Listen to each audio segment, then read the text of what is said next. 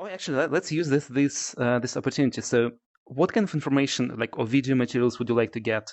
If anybody who is watching this now, Oh, what if would be of anybody, interest to you?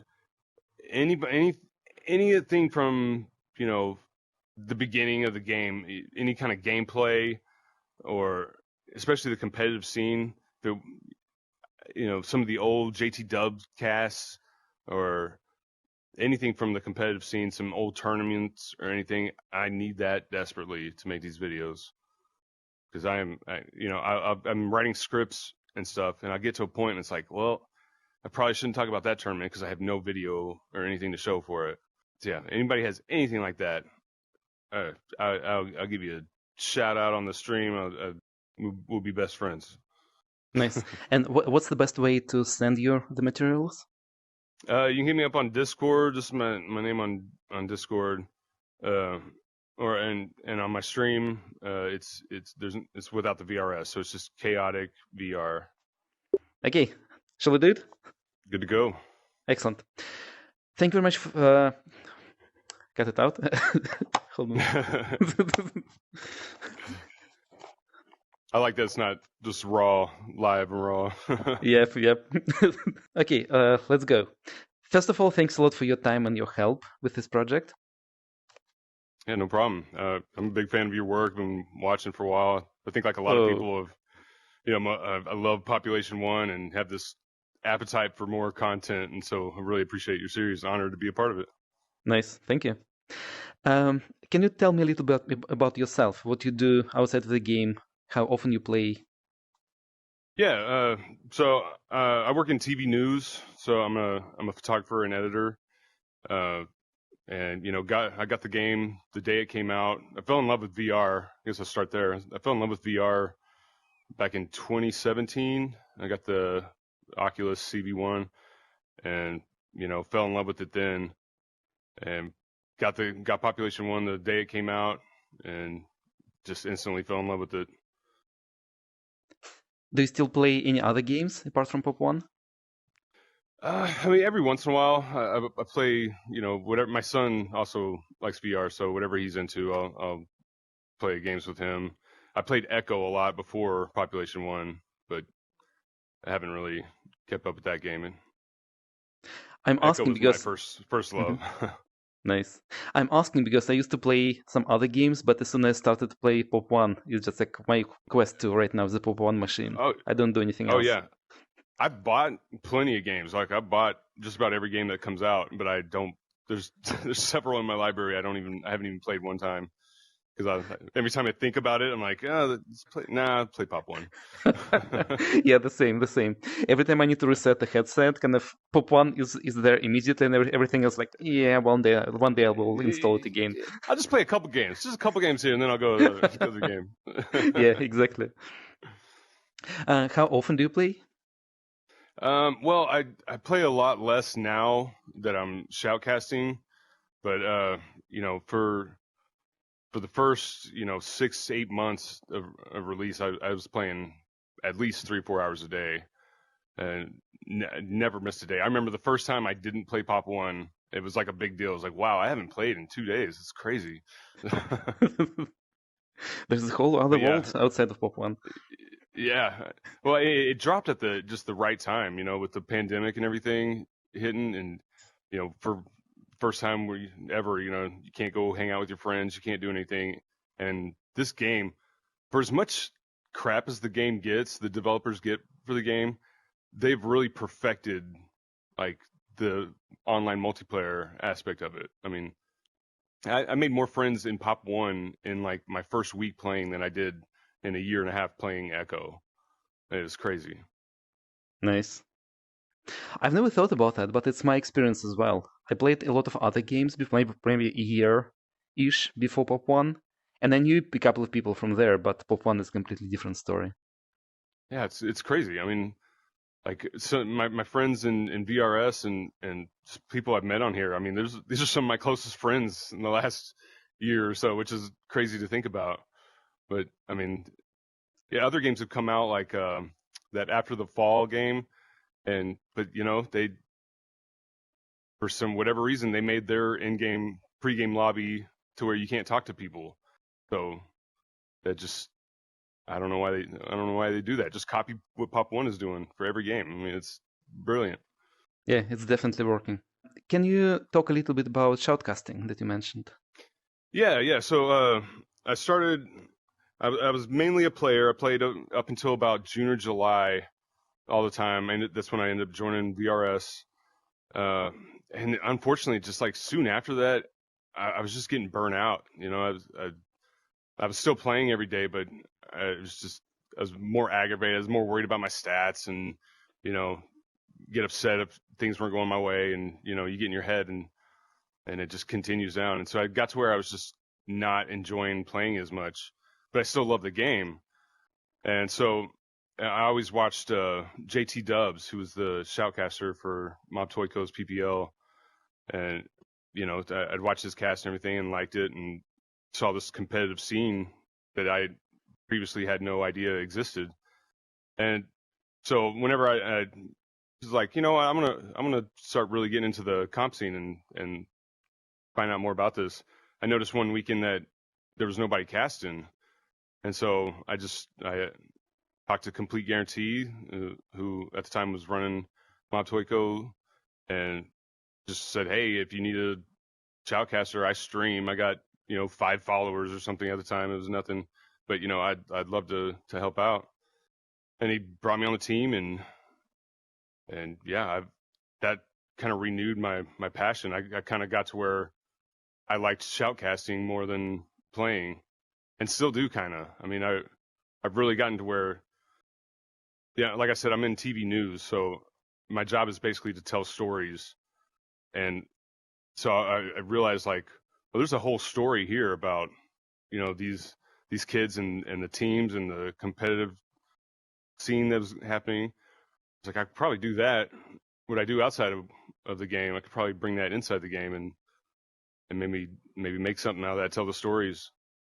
And so that's what I've been focusing on, is telling the story of like Cobra Cartel, who's this unbeaten team for forever, and finally got beat this past season. But their rise, I coined them the first dynasty of Population One, and just that whole story was very interesting to me, and I'm hoping that I'm bringing more people into the competitive scene by watching the stream.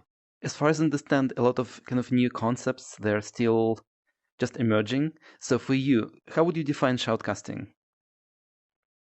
Well, if I do my job, which I'm not, I'm still brand new at it, and so I'm in under no impression that I'm the best or anything. But like, if I do my job well, I'm making the players, I'm highlighting the players and making them stars, So I try to.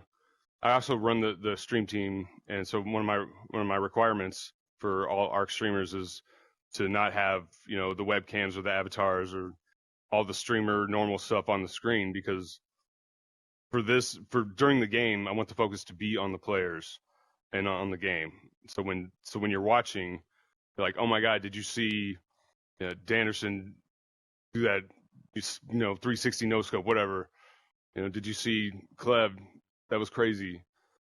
So I'm hoping that I'm hyping up and making them stars and not taking the attention for myself.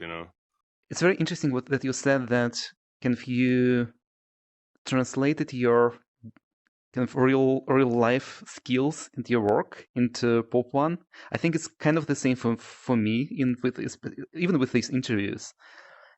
What kind of skills do you think are helpful when you shoutcast? What specifically you took from there, from your work? Uh, as far as shoutcasting, so I'm also I make like highlight videos. I started this series for art called The Contenders, which is basically, that's where I really take what I do in real life and bring that into the game. Is you know a good story is told the same way, no matter if it's a real life, no matter the tools you use, no matter the platform, no matter what. A good story is a good story. And so when I decided to start making these videos, I started off doing one for Cobra Cartel, the current champions, and how they won season 1, and just little 4 minute packages that just kind of highlight the history of that team or whatever. And I'm basically, it's exactly what I do in real life. I go out and interview people, I get B-roll, and I put together packages on whatever their story is. And so that's really fun for me to do. Uh, I got one coming up here for Cryptic Flow, who just won this past season. So that'll be coming out soon. They're really hard to put together, especially because it's hard to get, especially when I'm talking about the history of a team.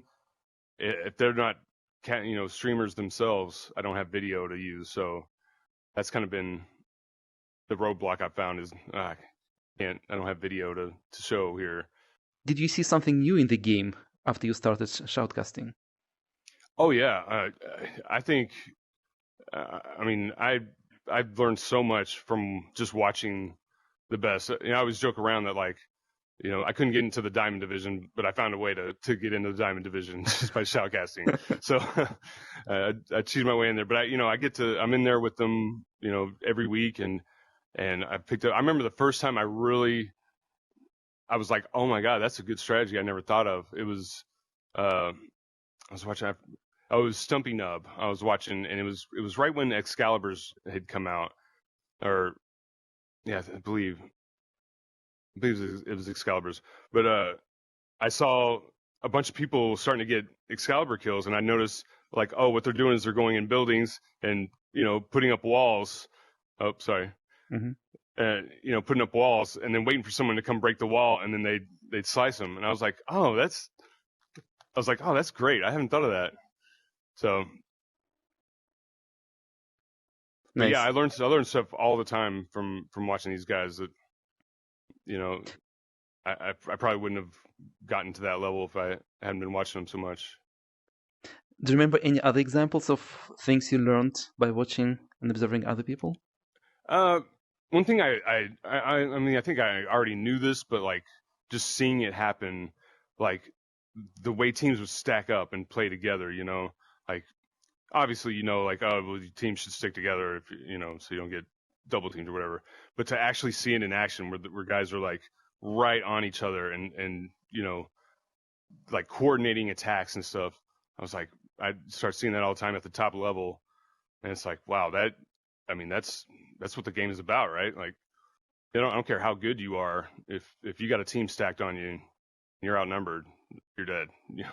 If you can think about yourself maybe half a year ago, or maybe in your case, a year ago, because you've been playing since beginning, what advice you would give to yourself? Maybe 3 things to do and 3 things stop doing. 3 things to do, 3 things to stop doing. Definitely practice aiming more. I think I kind of took for granted how, I don't want to say easy, but yeah, basically easy it is to to shoot, and you see the line, and see your bullet trail and everything. But I didn't practice actually getting down my aim for a long time. So I definitely would have told myself work on that. Definitely would have told myself to get into the comp scene sooner, because by the time I actually joined as a player, there's guys in there that are just in another league than me. And just have fun, this. There's a time, like I said, there was a time where I was kind of getting burnt out on the game, and if I could go back to then and just tell myself, dude, who cares about your stats? Who cares about any of that crap? This is a game. You're supposed to have fun. That's one thing I definitely tell myself is, don't worry about that stuff. Just have fun. I saw people who are very stressed with what happened with the game, but at the same time, I think on average, the game helps to deal with the stress in real life in a way. So Oh yeah. being able to control your emotions in the game and focusing on the good side, and having fun, as you said, I think it's a very big deal. Yeah, I mean, if you go in the Facebook group and stuff and see everybody complaining on there, it's just you guys realize what you're complaining about, right? This is a video game. I'm dressed in a hazmat suit right now, talking to you in a city next to the Old West in a castle. This is Disneyland. Like this is, there's not a reason to take this that seriously. It's a game. Yeah, that's a good comparison. We definitely need to go to the Disneyland Facebook page and complain about everything there. There you go. Yeah. Um, Speaking about kind of team play, you mentioned that after watching kind of top league teams playing together, kind of it changed your mind of how people can play together. Is there anything else Mhm. team wise kind of you either learned or you noticed while you observed other people? Yeah, just it's all about communication and knowing where your teammates are, and knowing where the opponents are. Uh, on my comp team, one of my teammates, Trouble, is known for going out into the zone and doing great rotations to get around and everything. And that's something that we know, and people that play against us know now. Like, okay, where's the third? Oh, she's out in the zone there. So, and it's all about communicating Hmm. and not going, especially in comp, not going for, not worrying about how many kills you got or how many, what your stats are, because it doesn't matter in comp. Is you want to win, and Hmm. and so having defined roles also helps. Whether you're an anchor, you stand back and you're sniping and have heals and stuff, or if you're a pusher, just knowing your role and knowing your teammates' role. That's how you succeed. Oh, that's interesting. Do you usually have the same role assigned to the same person, or do you change? I think the good teams probably do. We don't. Uh, we kind of just play it, however we're feeling at the time. I'd say my two teammates are better pushers for sure. So I'm usually kind of back a little ways, but yeah, we just kind of, we're still trying to define our roles there. But I think the good teams do, by watching them. I think there's certain play callers, that are kind of the team captains that'll make decisions where we go, or and there's some people who are the pushers who just go and attack, and they probably die the most often, but they get the kills and come back and get healed. Hmm. I think the good teams do have roles defined pretty well. Do people usually have two roles, like pusher and sniper, or do they have multiple? I'm not sure.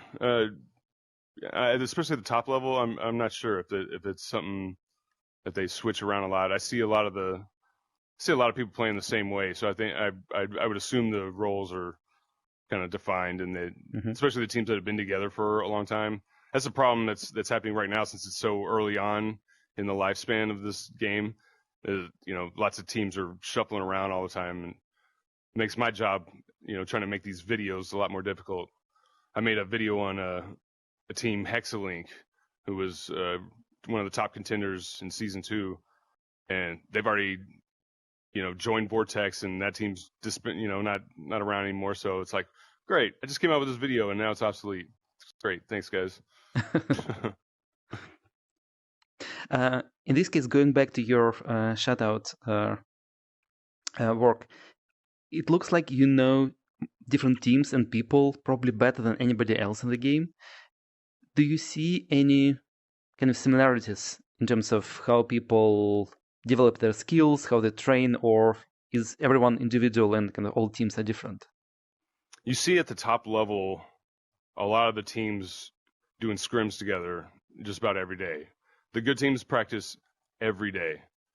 They don't miss a scrim. They don't want to scrim, with nobodies. They don't do pubs. So most of the top players you will never see in a pub match, because they're it's just no fun for them. They scrim with each other. A team like Cobra Cartel, if you listen to their comms during matches, you can tell these guys they're having fun. They're young.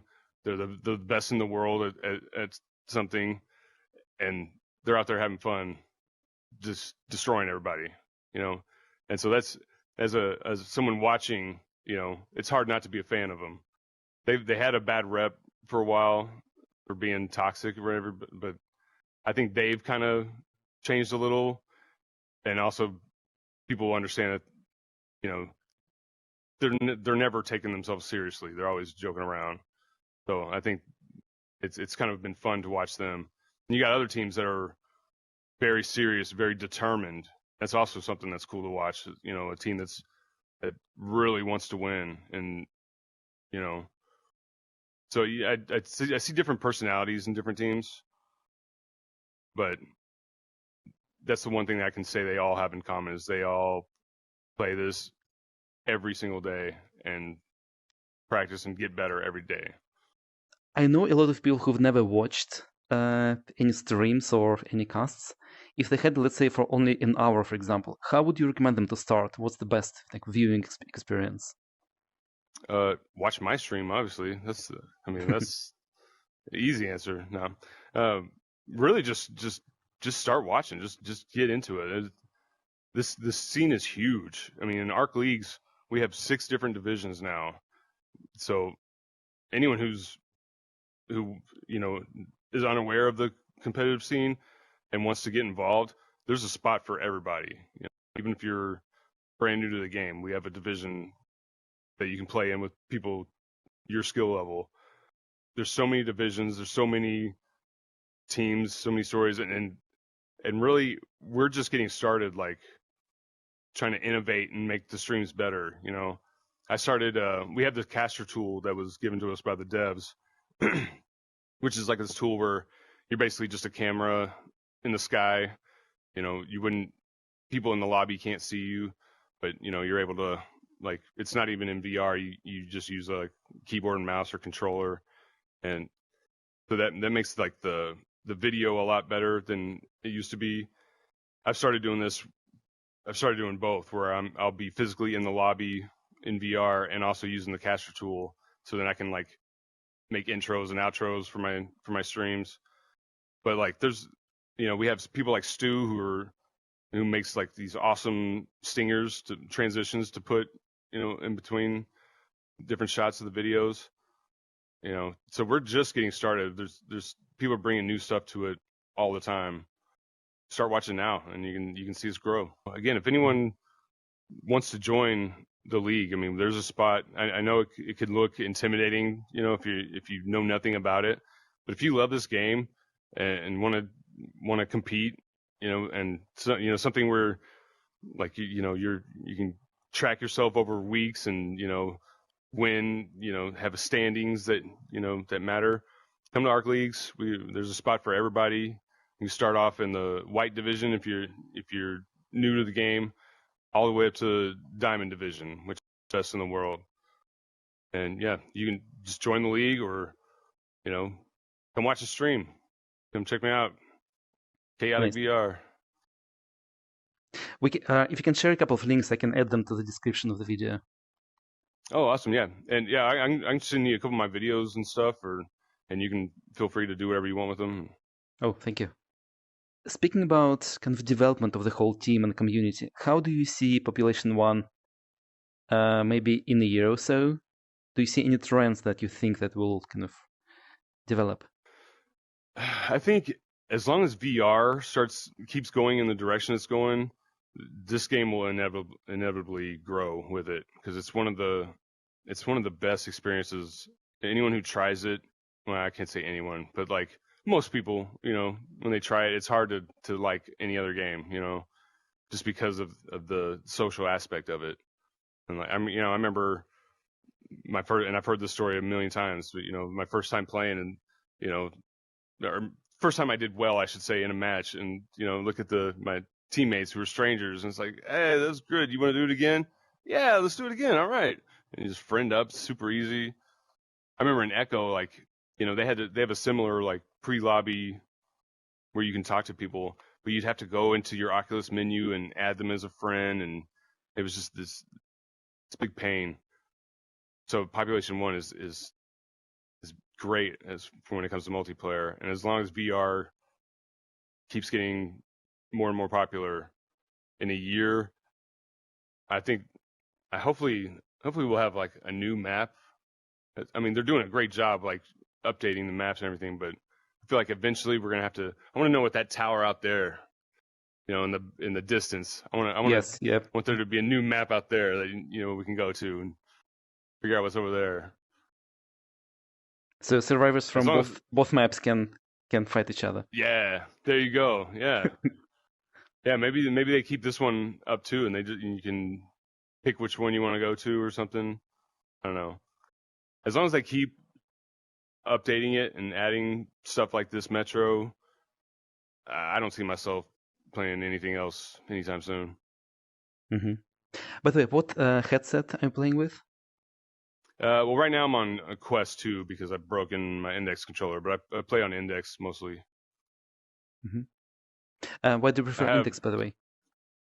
uh, well, it's a love hate relationship. Like I tell people, it's hard to recommend the index just because it's $1,000 and the controllers are, my kid has Fisher Price toys that are built better than these controllers, but the headset is great. The 144 hertz and the field of view especially is amazing. But like coming back when I come back to Quest and like these controllers have taken a beating and they're still good. Speaking about the fun component of the game, specifically for you, what do you find fun and enjoying in the game? What aspects of the game do you like? At this point, I mean, I'm serious when I say like when I'm with my VRS team, like those are my friends. It's just it's instead of like going and hanging out in a bar with people in real life like I used to, like now when I hang out with my friends, we go to the metro and shoot people, like this is what I love about it. It's just this is how I hang out with some of my closest friends now. Interesting. I keep talking to people, and this is kind of a theme that a lot of people repeat. And for many of them, it was kind of a surprise that when they said that, they're like, "Oh, actually, when I think about my life right now, a lot of that is inside population one. I've never thought about it before." It's crazy. Yeah. Yeah, I have a lot of friends in real life too, and some of them play this game with me. But it it's kind of weird talking to people in the real world. And what have you been up to? Well, been playing this game like all day, every day, and I kind of work for a league in this game, and that's all. That's my life. That's what I do now. It's kind of weird. Yeah, I've been there. It's like, how was your weekend? Oh, it was fantastic. I killed 20 people. Yeah, exactly. Yep. And you get people give you weird looks and stuff, but whatever. If they don't get it, they haven't tried it. That's how I feel. Have you met any people that you kind of you friended in population one in real life? No, but I will tell you, which if he's watching this, like I'm very disappointed in us. The guy who recruited me to VRS, his name's Helical. Uh, he lives 5 minutes away from me, and we didn't know that before when he was recruiting me. We had no idea. It wasn't until I joined and we had been playing together for months at that point, or we kind of like mentioned where we lived, and it's like what, and like all down to the street and everything. It's like, wow, you live 5 minutes away from me, and we still haven't met each other in real life, which is unacceptable. So Is it kind of on purpose, or is it just are you going no, to fix no, that? I think I have kids. I'm pretty sure he has kids too. He might not. I don't know, but it's just life. I'm older now, and so it, it's kind of hard to get go hang out and stuff in real life, especially with the kids and everything. But we're gonna make it happen. We did a lot of us met up in Vegas for the meetup, and that was amazing. It was so surreal. It was like I'm in a house with like 12 of my closest friends that I just met for the first time. Like it was crazy. And like seeing people was like that is not what I thought you looked like. It was great. We had a blast.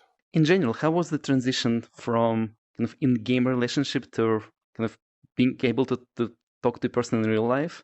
Was it smooth, or did you actually change how you Man, talk to someone? I stressed about that for about a month leading up to Vegas. I thought like, oh man, what if what if this is so awkward and I don't like anybody or nobody likes me? Like, oh, this might suck, but honestly, it really felt like I was hanging out with my closest friends. You know, it was immediately. It was just like, oh my god. And we didn't just talk about the game. We were talking about everything. You know, so it wasn't even like, you know, your work friends or something where you just talk about work. It really felt like, man, these are my people. So it was a great experience.